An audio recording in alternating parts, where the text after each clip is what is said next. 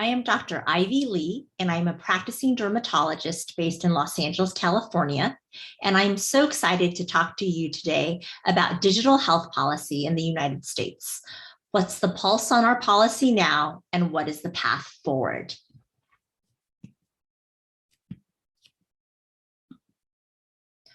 I don't have any financial conflicts of interest to disclose. I do currently serve in volunteer roles related to telehealth and artificial intelligence. Today, we're going to go over digital health policy in the US as it pertains to telehealth and artificial intelligence, and then discuss what are future directions that we can take. So what are the current policies in place?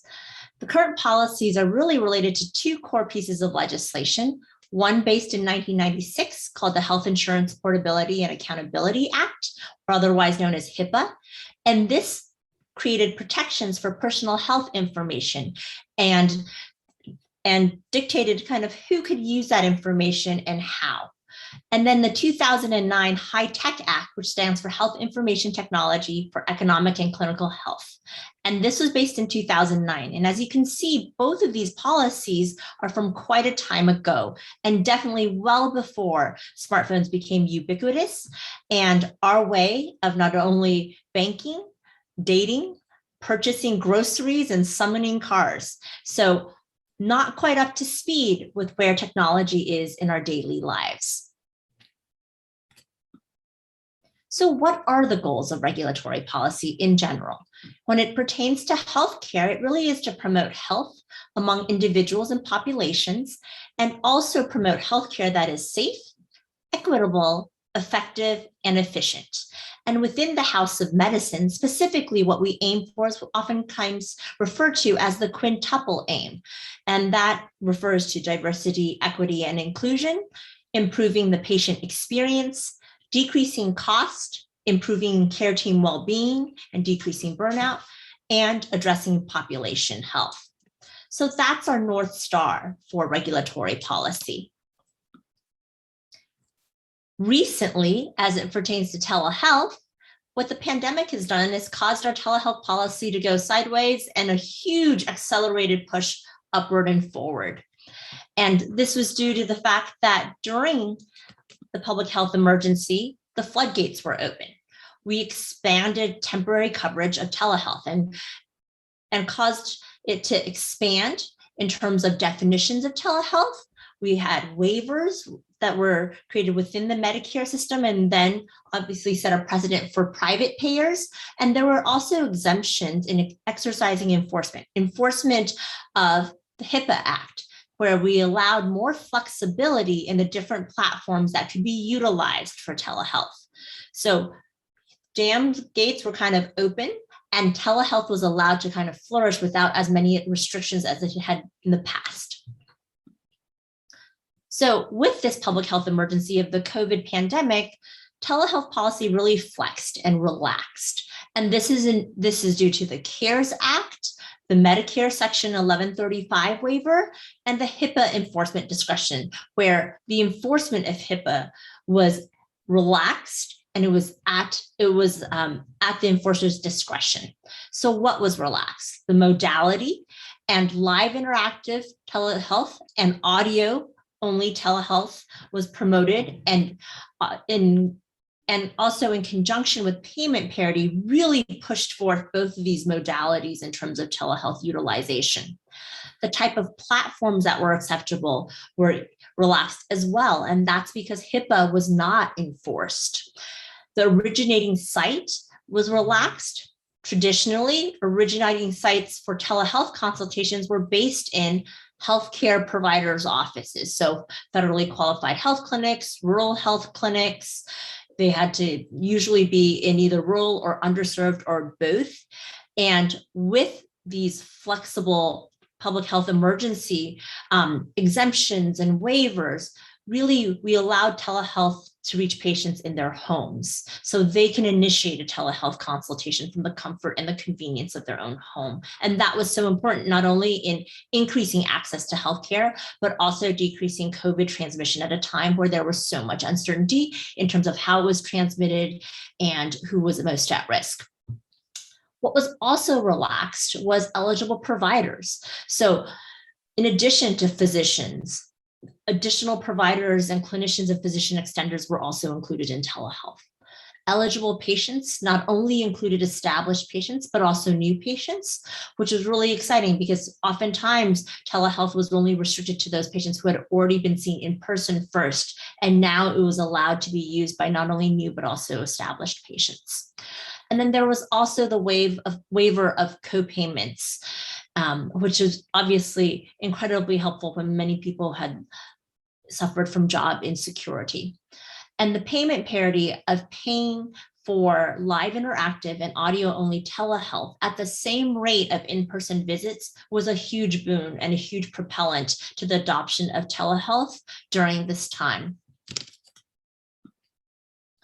So as the public health emergency exemptions expire, and they are destined to expire right now as of January 15th of 2022, our federal government and our state governments are really at this inflection point. They have to choose whether we're going to make these exemptions and flexibilities permanent and head further down the road of digital and telehealth transformation, or if we're going to regress and go back to the way things were. And unfortunately, some of our state legislation has already moved that way. And so really it is a time where our federal government and our state governments should really work together and come up with a cohesive and a consistent plan. And hopefully also pull telehealth out of the quagmire of the inconsistencies in state legislations, which in the past has really been frustrating and very Byzantine for providers and patients to navigate. So at this critical injunction, really, there's so much excitement, but also so much fear of which direction we may go with telehealth. And it really is a time where hopefully our leaders and representatives will seize this opportunity to craft legislation to make some of these telehealth flexibilities and expansions more permanent. So what are the promising policy proposals? I had the pleasure of recently just attending the American Telemedicine Association's Health Policy Conference. And it was so exciting to hear such bipartisan support, more so than ever, for federal telehealth legislation. There's a Cures 2.0 House bill, and there's also the support of the Medicare Payment Advisory Commission that has asked for a 2-year extension of all of these telehealth expansion flexibilities so that it can study utilization and costs. And remember, one of the biggest fears in the past that has plagued telehealth legislation is, will this lead to increased utilization, unnecessary utilization, and fraud? And so the Medicare Payment Advisory Commission has actually asked for this kind of 2-year extension to evaluate rates and utilization and also overall costs. And multiple states have had progress and made the public health emergency telehealth flexibilities permanent. But we've also had some states also revert back to the status quo prior to the pandemic. So I think with the experience of surviving this pandemic, of the healthcare system having expanded capacity to see all these patients virtually, and the positive experience from that, it fills me and hopefully you with so much hope that we can really make progress in telehealth utilization and adoption, but also a lot of resolve. And that's what was the overall themes of hope and resolve that we saw in Washington, D.C. recently, about federal legislation that will hopefully make these expansions permanent and also set a precedent and set the pace for state legislation to follow. And with expansion of hopefully telehealth, and telehealth collects a lot of data in terms of in dermatology, imaging, as well as clinical history, or what we call the metadata, that hopefully by promoting high quality data collection, that will also help us create more effective artificial intelligence, which is our next topic here. And I think the image of our conference, of the World Congress this year, is so apropos, I think, in terms of artificial intelligence and that human and the technology interface and partnership that is necessary to craft really effective and ethical health policy in this space. So you can see that the healthcare AI funding has increased, and this is industry funding, has increased over the years, with a predominant increase over the last 2 to 3 years. So we know that capital investments, and especially in healthcare AI, is a very hot area where industry is kind of experiencing this explosive growth and interest. And you remember from our digital health policy that our policies related to health technology are really from 1996 and 2009. So that creates a big gap and a need for health policy as it pertains to artificial intelligence. So what are the core concerns here? There's a lot of concern about data collection. Whose data is collected? Is it collected with the patient's informed consent? How is it utilized? How is it stored? Is the data diverse? Does it diverse in terms of geography, ethnicity, education level, economic status? And there's also interest in terms of transparency. How well can we explain or understand the decision-making process of the algorithm in terms of machine learning? At what points, at what level of accountability are we thinking about?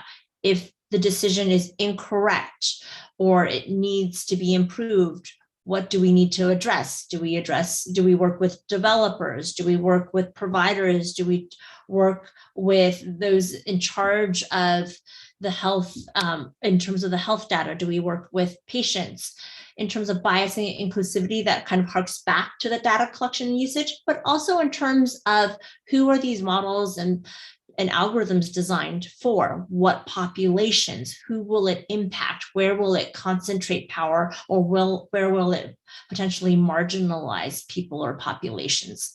What is the safety of these models in terms of accuracy of the model, in terms of how robust and reliable these algorithms are, and how generalizable is it to the target population and for what intended use?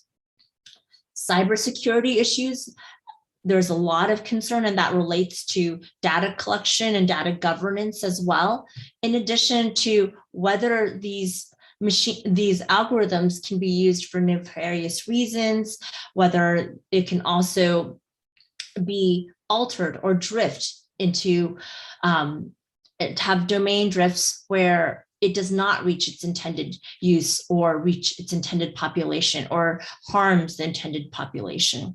And then how do we best assess these algorithms and the ultimate impact? And in medicine, whether it is clinical efficiency, whether it's clinical outcomes, that's something that we also want to make sure developers and clinicians are aware of. So again, remember the goals of our regulatory policy. We're talking about promoting healthcare that's safe, ethical, efficient, and equitable. And again, aiming for improvement of experience, decreasing cost, improving care team well-being, and improving population health, as well as diversity, equity, and inclusion. So there's actually, in this space, even though there's a lot of industry investments, there's actually not a lot of concrete regulation.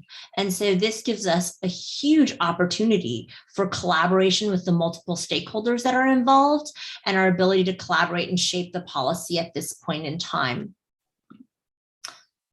Internationally, there's groups such as with the World Health Organization and specifically AI for Health group that has proposed ethics and governance for AI in health. And these are multi-country and multi-stakeholder groups.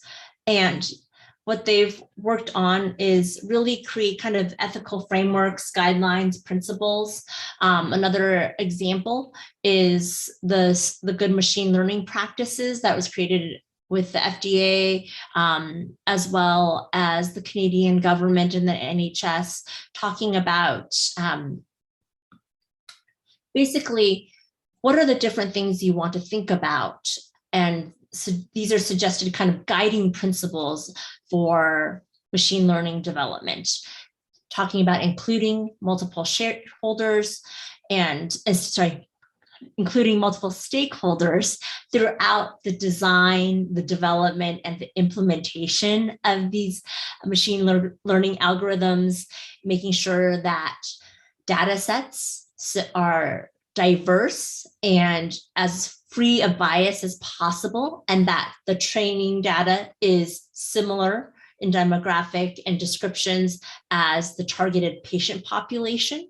And that's important not only for safety, but also robustness and generalizability, those concepts, those core concepts that we discussed, making sure that reference data sets, so data is high quality as possible, so that models are more accurate and more fit for what its intended use are, making sure that these models are designed for augmented intelligence, which is really the human and artificial intelligence kind of interaction, and that it is designed for basically human use, making sure that also data collection and its intended use are clear for patients, and making sure that data is independent, that training data is independent of testing data. And again, making sure that these models are robust, reliable, and accurate.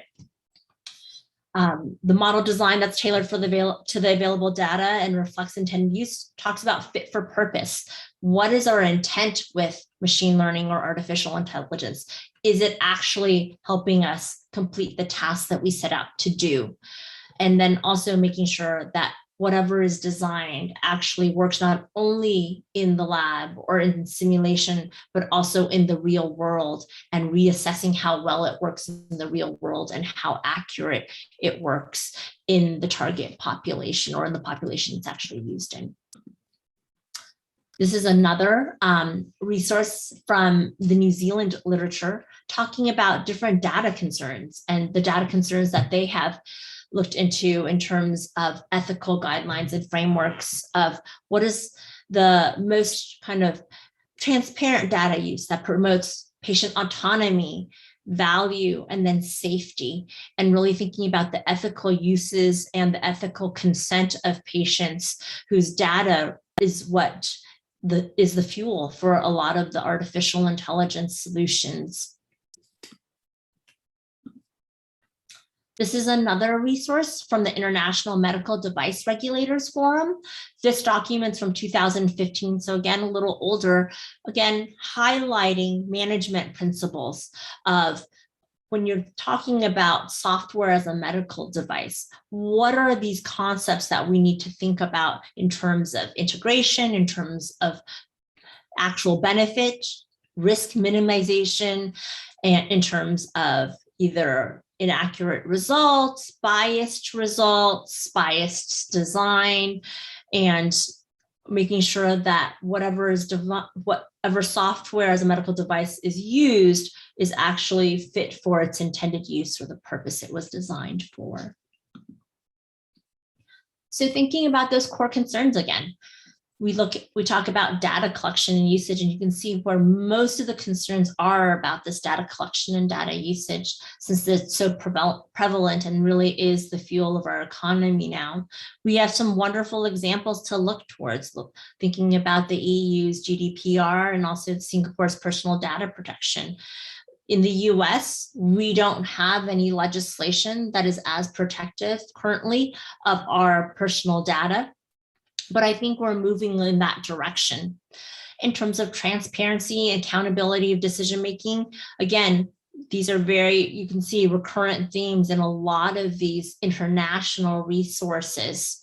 We talk a lot about bias and inclusivity, or the fairness of algorithms, as well as the safety, robustness, and generalizability. And again, all of this really is, with all of policy, really trying to promote that safe, equitable, effective, and efficient healthcare delivery, and minimize any, not only disparity in terms of access, but also disparity in terms of outcome. But also, if we get this wrong, we also risk breeding further mistrust in institutions. And you can see that that's played a huge role in this pandemic, but also losing and disengaging our population.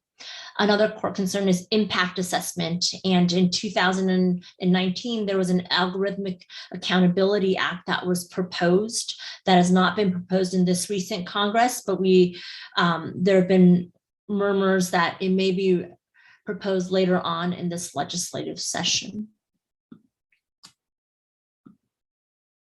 So what we do have in the US is the FDA, and they've been incredibly busy these past year and a half.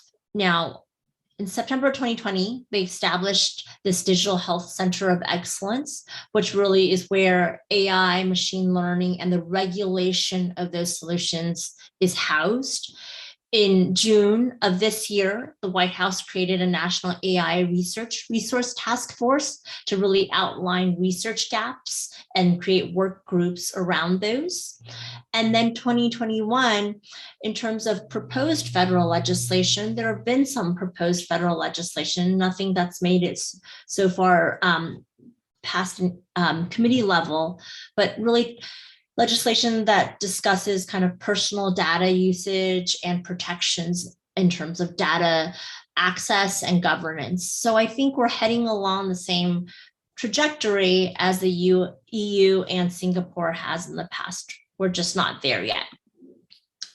What we do have, and what the FDA has done, is that it's put out an action plan earlier this year. It was a artificial intelligence, machine learning based software as a medical device. So remember Dr. McNamara's talk of SAMD, what constitutes as as software as a medical device versus software in a medical device. And within this action plan was a proposed good machine learning practices, which I had discussed earlier in this talk. And this is kind of created in collaboration with Canada, in collaboration with our European counterparts, on some consensus standards, or not consensus standards, consensus principles that are important as we think about regulation of AI and machine learning. It also emphasized the importance of a human-centered design in terms of concepts of explainability and transparency. There was discussion and inclusion of regulatory science methods to assess any robustness and how well algorithms performed.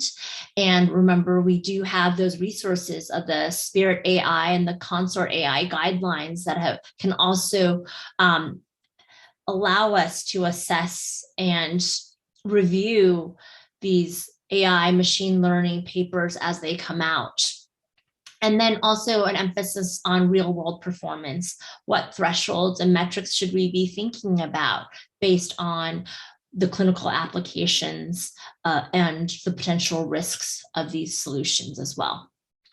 In November of this year, there was a draft guidance for pre-market submissions for device software functions. That is up for discussion in the mid of December. And so I think there's more to come probably in the next few months.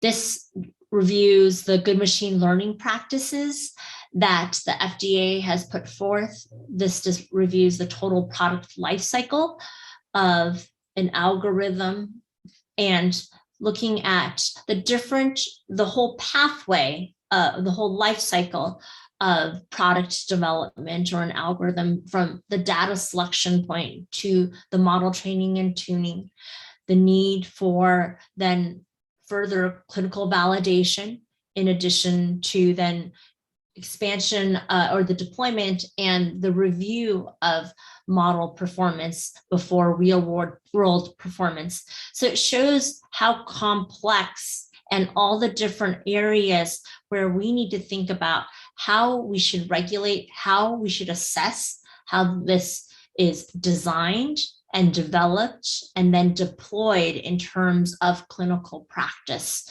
and especially as it pertains to patients, but even as it pertains to clinical and operational efficiencies as well.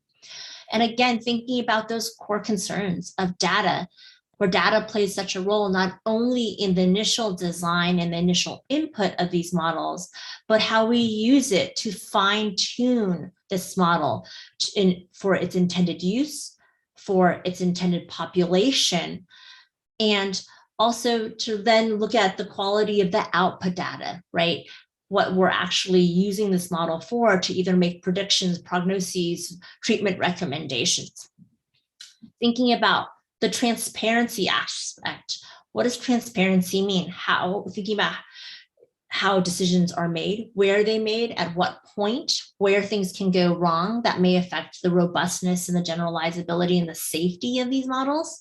Thinking about cybersecurity risks and also ultimately the impact of these models on patients, populations, and providers. Now, this was an interesting article that I'd come across talking about after reviewing the total product lifecycle of an AI solution, what are then the next phases beyond that in terms of looking at phase 3 and phase 4? How well does this perform in the real world? And does it need to be fine-tuned if the different applications or the different populations vary or drift? And so again, thinking about ongoing performance monitoring, especially as these solutions and algorithms evolve with the data. So this is our shot. This is our time for us to collaborate with policymakers, with industry, with academia, and with our patients who hopefully will benefit from this. And I think this is a wonderful Congress to really help bring people from all different backgrounds and different perspectives together to help start shaping the policy, whether we're starting with creating foundational principles, whether we're creating ethical frameworks, consensus standards for how are we measuring quality of data or what type of data we should collect. That will help create resources to really guide our legislators and our leaders to craft policy that will shape the trajectory into hopefully a safe, ethical and equitable and efficient and effective healthcare system. In our community, we have wonderful leaders, and these are the authors of this recent paper that came out December 1st of this year that have created a lovely consensus statement and checklist. And this is related to and focused on image-based AI in dermatology. And they have clearly outlined 25 kind of considerations as you're evaluating and reviewing algorithm reports. And this is hopefully to guide and partner with developers to think about all these different relevant concepts that are necessary to create a hopefully very effective, but also ethically designed AI solution. So I think it gives us a lot of, again, hope in our field that we have leaders that are so dedicated to and so cautious and committed to ethical development of effective AI tools. And with that, again, pointing to our North Star in terms of regulatory policy in this field, I think we are off to a very hopeful 2022. Thank you.